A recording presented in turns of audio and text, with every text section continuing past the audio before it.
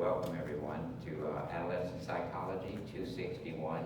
I'll be posting a series of lectures in a video format. These will be posted to Moodle, and then you can open them at your leisure. But you do need to be following with your PowerPoint, which is also there at Moodle, and hopefully you have the textbook. So let's get started. Obviously, the course is called Adolescent Psychology, so we're dealing with that group of young people that are categorized as not children, but not yet adults. So it's something in between that we're going to call adolescence.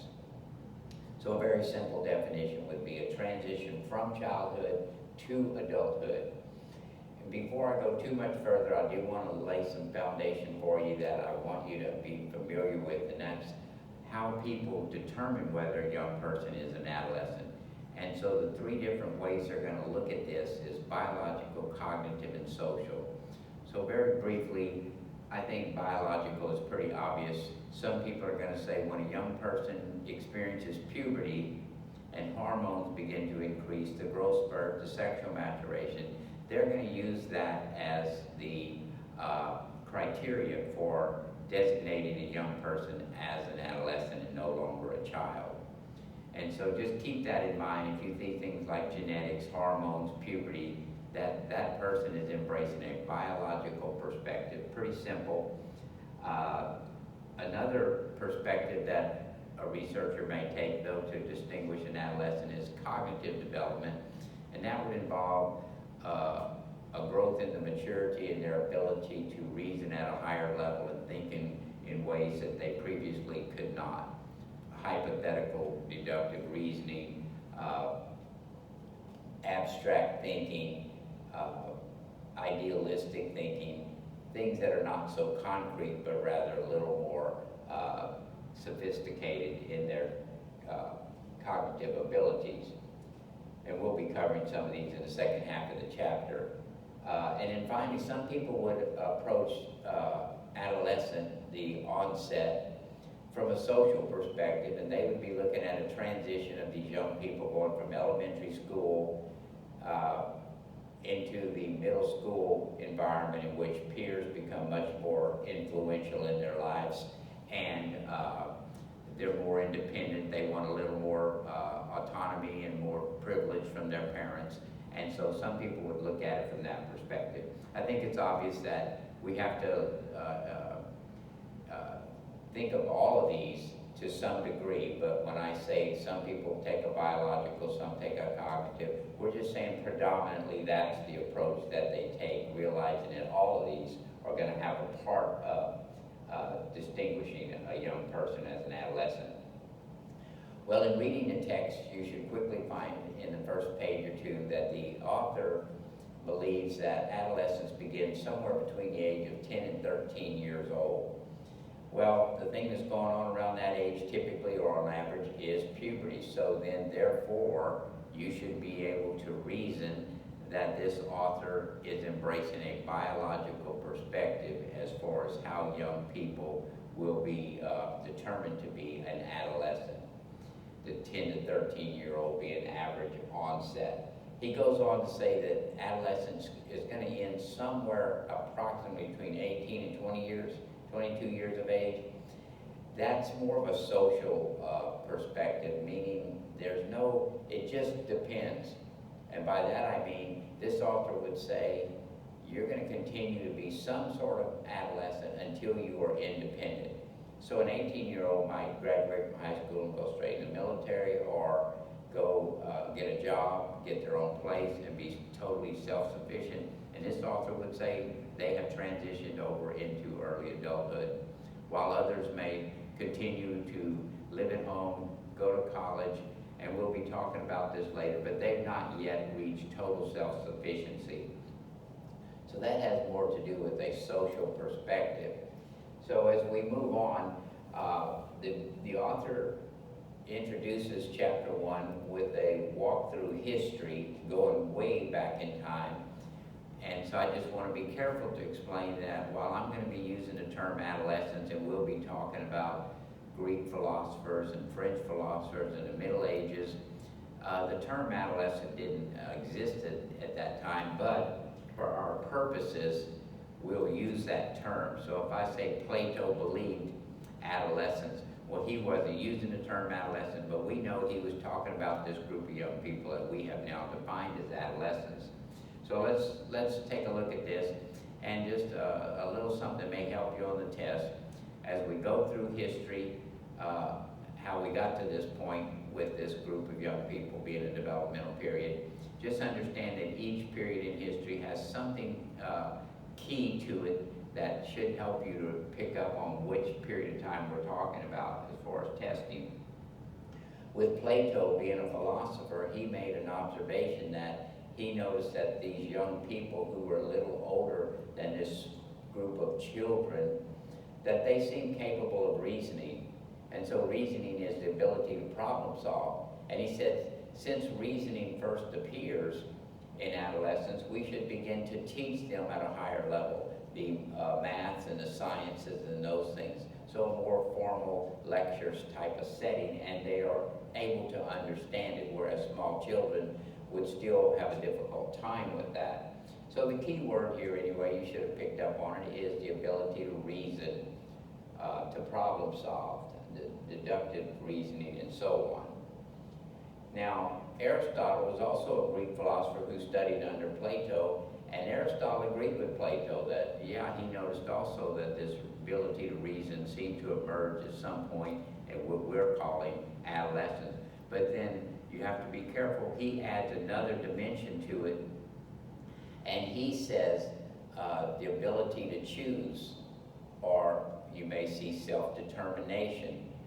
However the question is written, it has to do with the ability to decide for yourself. So as kids move into adolescence, he believed that they tended to make more decisions for themselves, and the parents seemed to let them do that as they moved towards independence. We move forward in history, you go to the Middle Ages. The key term here is miniature adults, kind of an unusual term, but in the Middle Ages there was no distinction between children, adolescents, adults. They were all treated the same. Young people were expected to work just like a grown-up. They were supposed to be mature and emotional maturity, and so they were sent out in the fields to work just like anyone else, and they were punished harshly if they did not perform and put out the work level as any other adult. So it wasn't a very good time to be an adolescent, because as we've come to learn, we really should teach and address young people at the developmental stage at which they're capable. The Middle Ages did not do that. The next period of history that the author talks about is another philosopher, but this is a French philosopher named Rougeot, and he looked at that format from the Middle Ages, and he said that was nonsense, that you really have to take into account stages or periods of development at the very least. And so he did come up with these periods of development. At this point in the course, don't worry too much about memorizing each period, but just understand that one of the key things that Rougeot helped was to start recognizing that we should take into consideration periods of development, and at which point in life kids were capable and able. So you can see in the third period of development, he agrees again with Plato and Aristotle, because he sees this ability to reason. So then you say, well, this is going to be a bit confusing, but you have to keep reading, and you'll see at the end here, he says, and finally they develop the ability to empathize. And he sees that as a sign of maturity. So when they are able to think in terms of another person's point of view or perspective, be more sensitive to other people's feelings, he says not only are they able to reason, but they're also able to be empathetic. And that is also an indication of maturity. Now, continuing in the text, move to early America. I'm gonna do a real quick thing here, because we're gonna talk about rural America first. And in rural America, a lot of people moved to the Midwest. They took on homesteading, and it didn't take long to find out that it was a very difficult and harsh environment in which to thrive. And so many of the families sought to improve the life of their kids. And so some of them would get their kids to go to the nearest town and become apprenticed. I only mention this because basically I want you to get the concept that as an apprentice, a young person spent the better part of their day around an adult, a skilled individual who's teaching them work ethic, values, honesty, hard work, whatever they imparted to the young person. But shortly after that, and don't worry about these dates too much, it's just kind of a little, give you some idea where we're at in American history. Around the 1880s, the Industrial Revolution began, and so industries were popping up in the Northeast, and a lot of these people packed up and went back, moved back, abandoned these homesteads, and they, primarily the head of the household, took jobs in these factories. And then they were able to just get a paycheck, get paid once a week, provide for their family, not worry about the crops or the farm and so on. Well, it didn't take long for these families to also realize it's very difficult work, dangerous work, long hours, and that there were some people who seemed more able to make higher wages and have a better job, and the only difference was the education level. And so at this point, a lot of families started insisting that their young kids go to school, get a better education, so they could get a better job someday in the Industrial Revolution. And the point of that is as more and more kids began to congregate in the schools, we begin to see the importance of peer influence, whereas this wasn't so much prior to this time. So now peer influence starts to kick in. Parents start noticing their kids are taking on some opinions, values, and maybe a little more argumentative or confrontational or less cooperative than before, and they're coming home and talking about what their friends say and what their friends think and how they should dress and so on. So this becomes of some concern to the parents also. Another thing that's not on this screen, but please make a note somewhere for yourself, just make sure you pick up that this was a transition or an immigration move from rural to urban, which means more and more people congregating in these cities, which means more and more kids around other kids. This period that I'm talking about is called the age of adolescence, and so this is really when we begin to give this group of young people a name. So the 1890s to the 1920s. Now what's going on around this time also, and I would make a note of this date, is 1900. In 1900, our government decided to pass a law that mandated school attendance. It required young people to go to school, and that is called the Inventionist view. The Inventionist view had a goal of getting an educated group of young people to keep the Industrial Revolution moving forward. And so over the next 3 decades, from the 1900s to the 1930s, there was a 600% increase in the number of young people graduating from high school. The other thing, if you'll notice on the screen here, I have it underlined for you, they say that the Inventionist view is a socio-historical event. What that means is that in a specific time in that young person's life, something took place that changed things from that point forward. And the thing that happened, of course, was the passing of that legislation, that it was no longer optional whether to go to school or not, but it was the law of the land. So just keep that in mind, because now you have even more young people getting together in school, and peer influence becomes even a bigger factor. Around the same time, we're still around 1900, this is a name that I want you to know, especially for the test, is G. Stanley Hall. G. Stanley Hall did scientific study. In fact, he was known as the father of the scientific study of adolescence, and he did research, and he became an expert in the area of adolescent development, this specific period that we're talking about here in this course. And so, as a result of his research, he came to the conclusion that there was going to be a period of time that we are now calling adolescence that the parents should expect something that he calls storm and stress.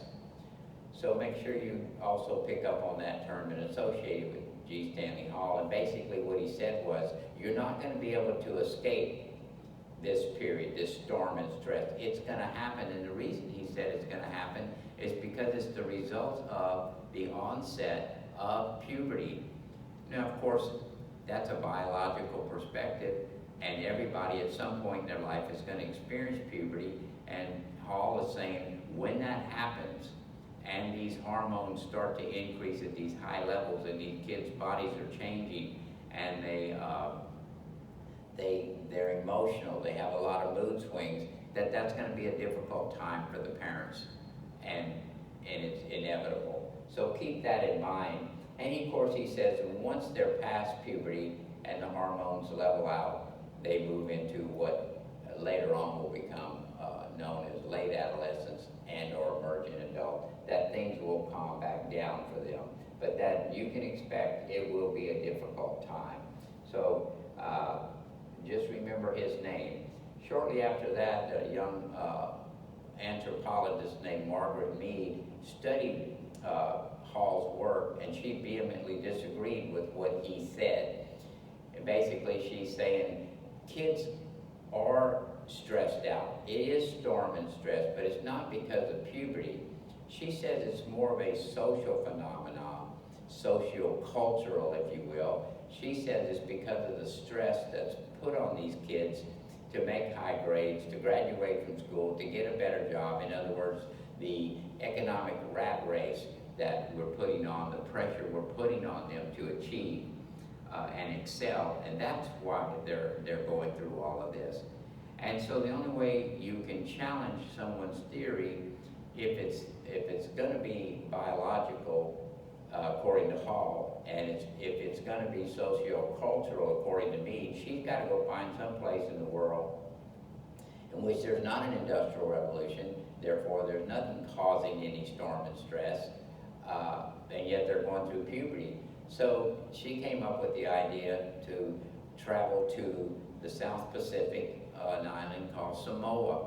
So she jumps in her pirogue and she paddles down to Samoa, and she spends a year or two with the Samoan people observing the interaction between the parents and what we now know as adolescents.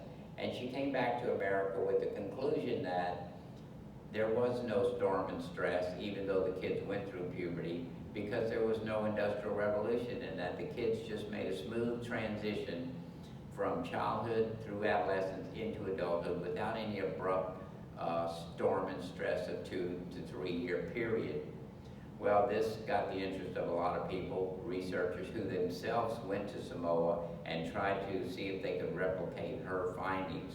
They came back and reported that no, they did indeed see storm and stress among young people as they transitioned into these teenage years with their parents, more so than when they were small children. And so they concluded that Margaret Mead's research was biased. In other words, she was not being objective. She had decided ahead of time what the results were going to be. She loved the Samoan people, and she did not remain unobtrusive, and she formed her opinions even before she completed her work. So it was criticized as being biased and unobjective. The rest of the period of history, I'm going to move through decades very quickly for you. By the 1920s, as you may recall, that's the Roaring '20s, and it was kind of a good time to be a young people. They were considered to be trendsetters. They set what was popular in music and in fashion. And so if you see an example of a mom mimicking the daughter as far as learning a new dance step or singing along with the song, just think of the Roaring '20s.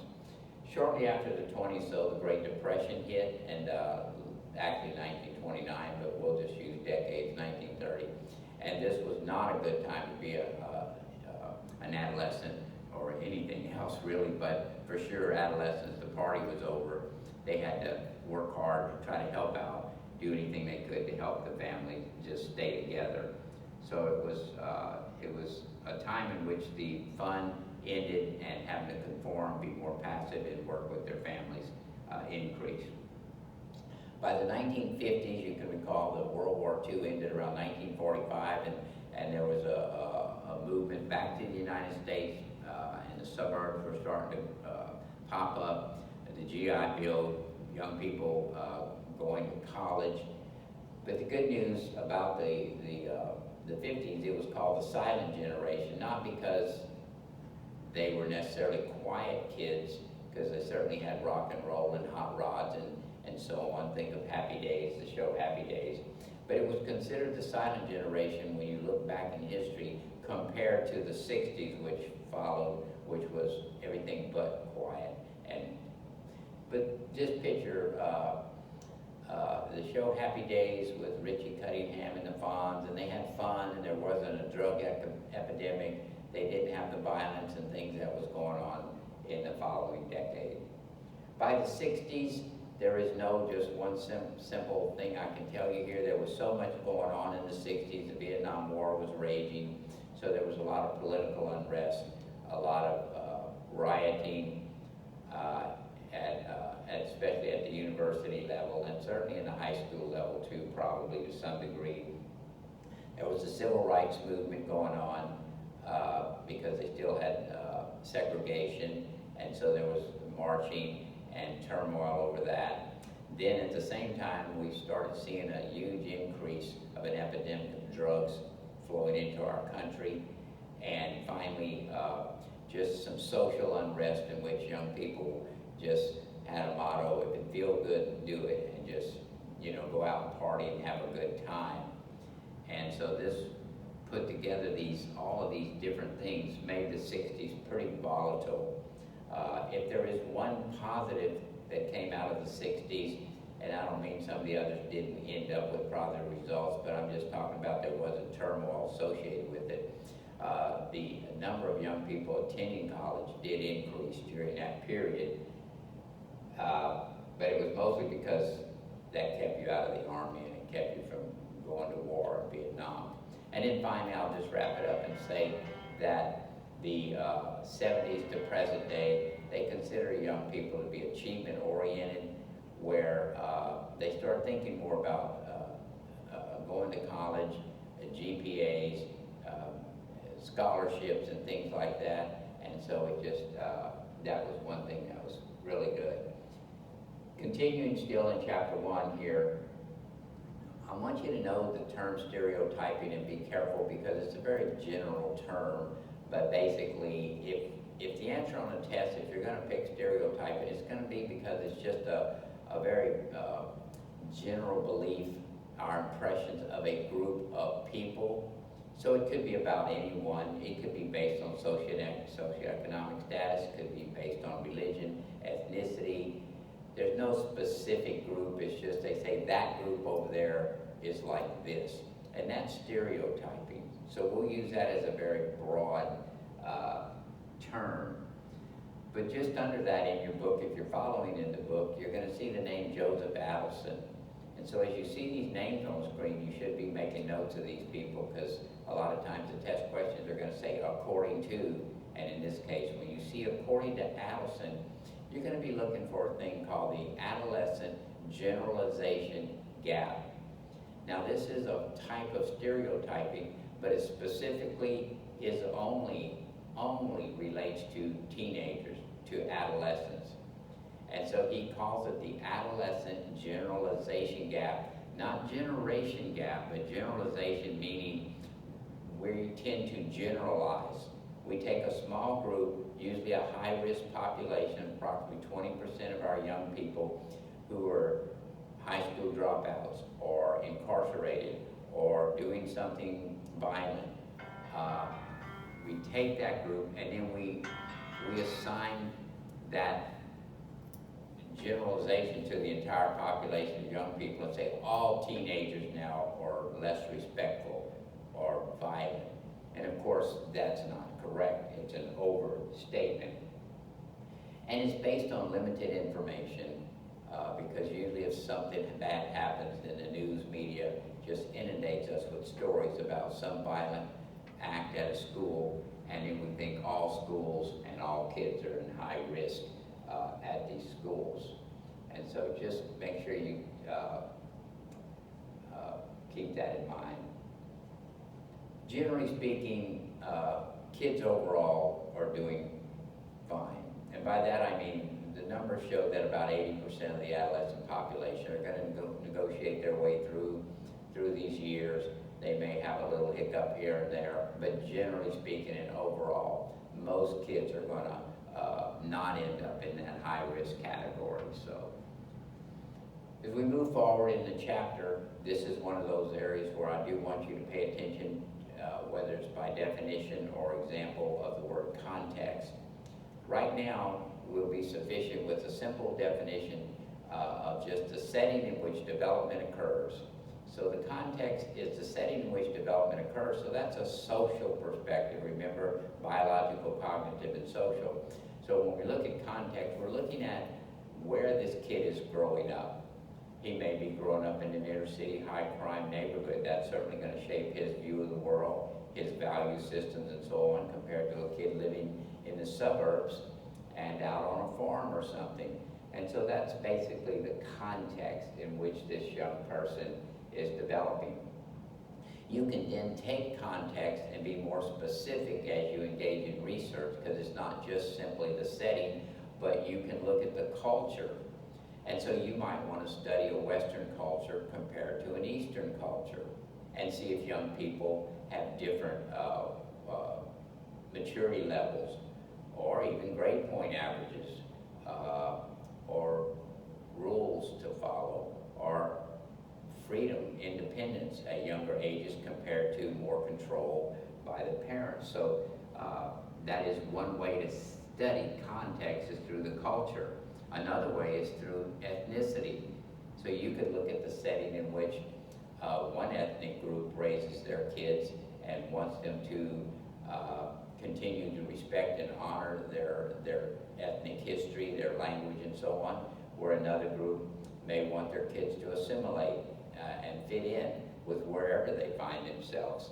And then finally, gender would be another dimension. You can do all of these actually in one big study, but a lot of times some of the research you'll see in the book, it's going to talk about male and female, and that there may be some differences socially, and you would answer the question differently about how maybe a male reacts to a step-parent, for instance, compared to a female to a step-parent. And so that's where the gender can come in. Now, I've talked a little bit earlier about development and periods of development. Ruggiero kind of laid the foundation for periods of development, and this will be helpful for us when we get to talking about people's theories, because a lot of people have stages of development. Not all, but many of the ones we'll be talking about. And a lot of times their stages of development find their roots in periods of development. Now, since this is not a course on child development, the first few 4 periods of development deal with child development, so I'm really not going to spend any time on that except to point out that obviously things that happen early on in life can impact a child or a young person as they move into adolescence. So for instance, I'll give you one example. Prenatal development, you may be dealing with an adolescent who has a difficult time in school, attention deficit disorder, hyperactivity, but it may be the result of fetal alcohol syndrome, or a kid whose mother ingested drugs during the pregnancy. And it can affect these kids in their development even into their adolescent years. So it does impact their adolescent years, but again, this would be more for a course on child development. We're going to focus more, starting here with the 5th period of development. And up to this point, I've simply defined adolescence as a period of transition from childhood to adulthood. That was a pretty simple definition, very basic, but the truth is, for our purposes, we're going to fine-tune that, and we're going to divide the period of adolescence into 2 parts, early adolescence and late adolescence. And this is why I mentioned keep yourself always focused on whether it's biological, cognitive, or social. And this is a perfect example of it. So early adolescence, I want you to think of it from a biological perspective. So basically, what I'm talking about here is early adolescence is going to be focused on the physical development, the sexual maturation, the growth spurts, and so on. And so they are just fascinated with their body image. How quickly are they growing? Do they look more grown up? Are they taller? Are they putting on muscle mass? Are they taking on more of a figure like a full grown woman or a male, a man? And so I would put a little note here, preoccupied with body image. And that has to do with puberty, the growth spurt, and the sexual maturation. That's early adolescence, and we've already talked about that occurring sometime between 10 and 13 years of age, according to the author. Could be 11 to 14, but that, you get the idea. But the author goes into some long explanation of the second decade of the second half of the second decade of life or something, but really just think about 15 years of age, high school kids. We're going to call that late adolescence because by that time, on average, puberty is going to last about 2 years, that rapid growth, that growth spurt. Not that there's not still some more development occurring, but the biggest part is now over with. And the fascination with it is beginning to be less important. In late adolescence, and again, somewhere around 15 or high school, kids should start to turn their attention to their future. And we'll call that identity exploration. Identity exploration is just a way of saying trying on different things and getting a sense of who I am, what do I believe, what do I want to do with my life, who do I find myself attracted to, do I want to date, do I not want to date, do I want to go to college or not, or these types of things. So it's more thoughtful and forward thinking as far as their sense of identity and whether they even agree with some of the things that maybe as children they just took for granted because their parents said, you know, this is what we believe. But at this point, they're going to start thinking a little more independently about their careers and so on. This is going to end, like I said earlier, when they finally move into early adulthood and become totally self-sufficient. But for right now, I think this is enough for us.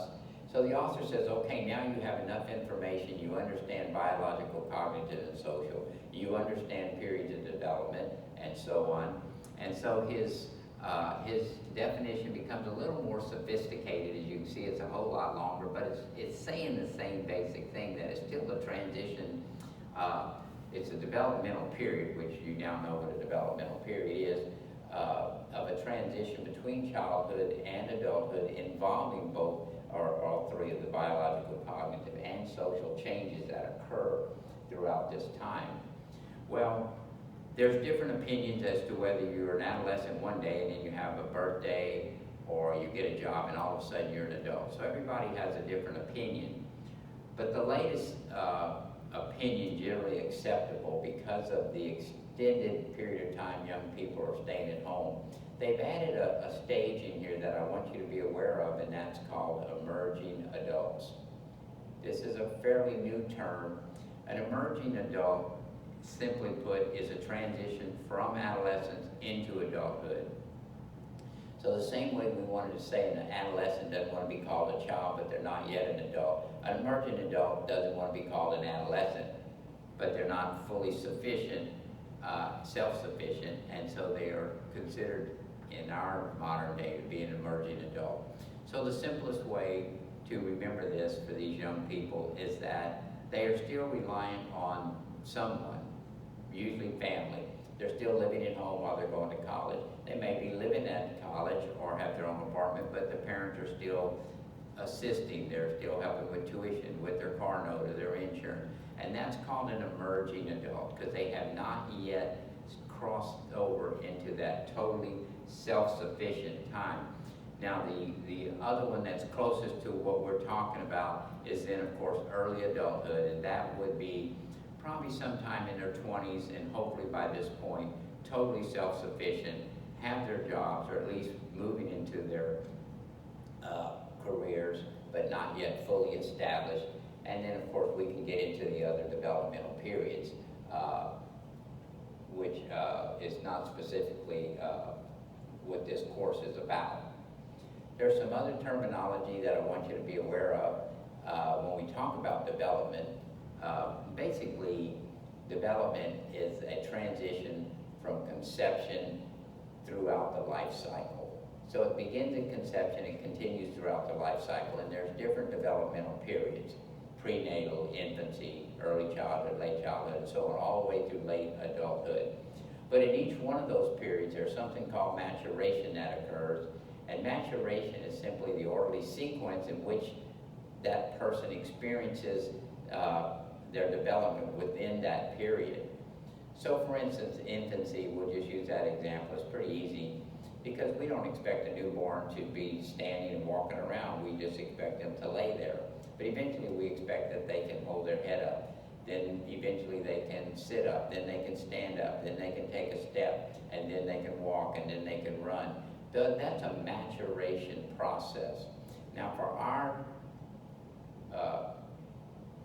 period here of development of adolescence, we'll be looking mostly at puberty and the growth spurt of what would be expected in the sexual maturation as they go through this orderly sequence according to their genetic blueprint. And so just keep that in mind. There's not much on this screen because I've kind of covered it for you, but just understand that your biology, your social, and your cognitive are all going to play part of that development. I want to talk about nature-nurture because this is also important. I know you've heard it, and in the old days they used to say nature versus nurture, like as if there was one against the other. The reality of it is you can't have one without the other. If without nature you're not even born, and without nurture you cease to exist. So let's kind of look at that. Nature, simply put, maybe make yourself a note, think in terms of biology. So that's your genetics. And so people that look at development from the point of view of nature, they're going to look at your genetic blueprint, your hormones, your family history. So you may be predisposed to experience major depression because it's in your family. And that would take a nature perspective.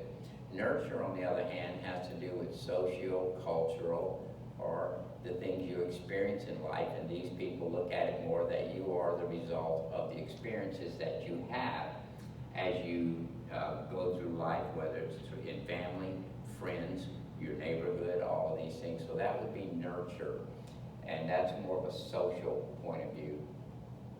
Some other terms that the author lays out here in the chapter, you're going to need to know these terms because this is the language of this course. And so I'm going to go through these with you. Continuity. Continuity, people believe that you just develop through gradual change. In other words, there aren't any abrupt stages. Like G. Stanley Hall believed that when puberty, the onset of puberty occurred, you had this storm and stress, no matter what it was going to happen. That would not be continuity.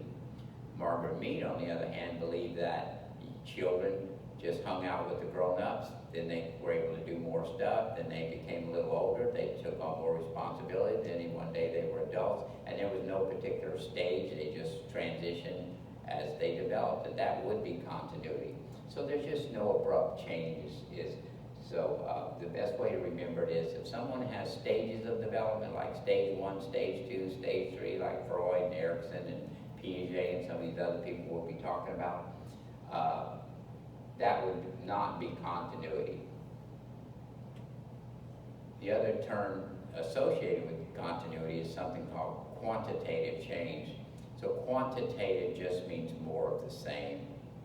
So you have a little measuring thing in your child's room, and they're 3 feet tall, and then in a few months you measure them, and now they're 3.5 feet tall. You measure them next year, they're 5. That's quantitative change. They're just more of what they were than the last time you measured them. The other group of people, though, embrace a specific point of view called discontinuity view, and these people strongly believe in abrupt change. And so they embrace stages of development. So they believe that when you're in one stage, you're different, could be cognitive, could be physical, biological, but they see abrupt change. And you go from one stage to the next, and as you move through each of stages, you're different than you were before because of the difference in stage. And they call that qualitative change. So when I talked about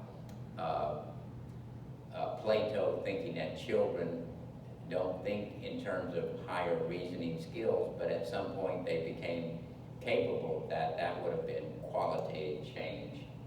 And keep that in mind. Some more terms here. Early experience. Early experienced people, this is pretty straightforward. Early experienced people believe that you experience certain things at a critical period in your life, meaning the first few years of your life. And that pretty much sets you up to be the way you're going to be the rest of your life. In other words, you're not going to change very much. It kind of imprints itself on you in these early years, and that's just how you're going to be. So for instance, a person who's experienced a traumatic early childhood, and specifically probably even earlier than that, we'd say infancy, maybe abuse, neglect, or other tragic things. Early experienced people will say that young person, as they develop, is going to have problems with relationships all their lives, and they're not going to seem to overcome it. Now, late experienced people, they acknowledge that what happens to you in early years, meaning the first few years of life, will impact your life, but then they say, however, we also believe that later experiences can overcome what happened to you early in life. So here's your example that I'd like you to keep in mind. If a young person was abused, neglected in a dysfunctional home and experienced some violence, and that's according to early experienced people, that young person's going to have problems all his or her life. But let's say along the way, the state steps in, child protection, takes that young child out of there for their own good, places them with a foster parent family who later adopts them, very nurturing, loving people. That later experience, according to late experience, will overcome or help overcome those things that happened early in life, and it will have an effect on that young person. This is just kind of a summary. I'm not going to spend a lot of time. Hopefully by now you should be thinking in terms of biological, cognitive, social, maturation. You should be thinking about continuity, discontinuity, nature, nurture. So basically, this is where I want you to think in terms of applied questions on a test, because now you know I told you that Margaret Mead did her work in Samoa, and it was a social, socio-cultural perspective. But I didn't ask you at that time, was it nature or nurture? Well, if you know that nurture is social, then you would pick nurture. And the opposite of that would, of course, be G. Stanley Hall, who takes a biological perspective, and so he would pick a perspective of nature. And in continuity or discontinuity, Margaret Mead believed that there was no abrupt change. It was just very gradual and smooth transition. So she would be a continuity person. And Hall, who believed in abrupt change, the onset of puberty, he would believe in discontinuity. So I want you to begin thinking in terms like that, and that might help you as you have to figure out some applied questions. That concludes the first half of chapter 1. My next lecture is going to move into a much stronger base of psychology, where you need some foundation. So hopefully everyone's had intro. You may have already heard some of this stuff, but we're going to be talking about theories and scientific method and so on. So I will get to that next time.